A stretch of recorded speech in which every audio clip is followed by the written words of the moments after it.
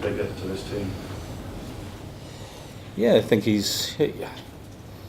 If you look back at last week, I mean, he got the injury right on kick-off, and so he struggled through for 18 minutes before we made the change. So he didn't really even make much of a contribution, even though he's caught a high ball in that first 18 minutes.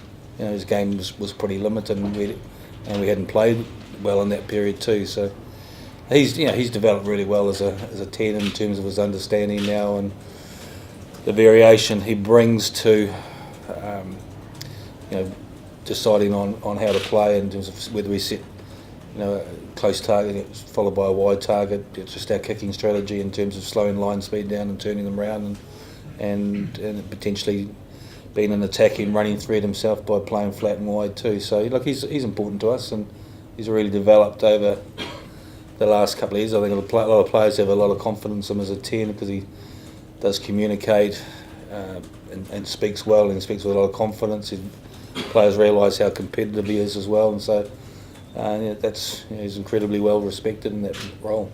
Sam, inevitably there was a feeling of deflation with a Grand Slam and Triple Crown out the equation last week, but first of 3 home games, title obviously still very much alive.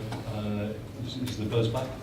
Oh, definitely. We've been in a situation where we've lost a game, we've managed to come back and win a championship. So I guess we've done it both ways, after winning and losing the first game. So I guess if we're in this situation with 3 away games coming up, you might be a little bit more nervous. But to have 3 home games, it makes those home games must-win matches now.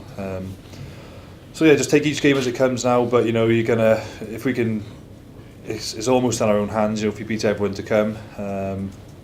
Like Ireland do, then I guess it comes down to a point decision, but that's just what we've got to focus on now, is just make sure we win every game, most importantly the home matches. Can't afford, I think if you slip up one game now, that's pretty much your championship over, so I think that we do realise that. Sam, can you question, please, John? Feel for how, I don't know if you all trained together this morning, but feel for how Dan was at training this morning. I suppose he's the sort to hold back. Dan Bigger? Yeah.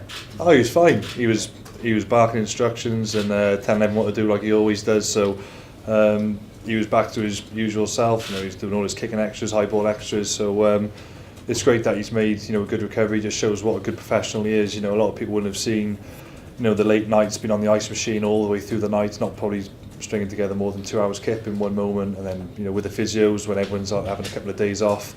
So you've got to give him a lot of credit for the way he's worked. If an average person, if you just sat back and didn't really do anything, you'd probably be out for a couple of weeks, 3 weeks. But because he's such a diligent professional, he's managed to get back so soon, and he's motivated, of course. So it just shows what a great professional he is.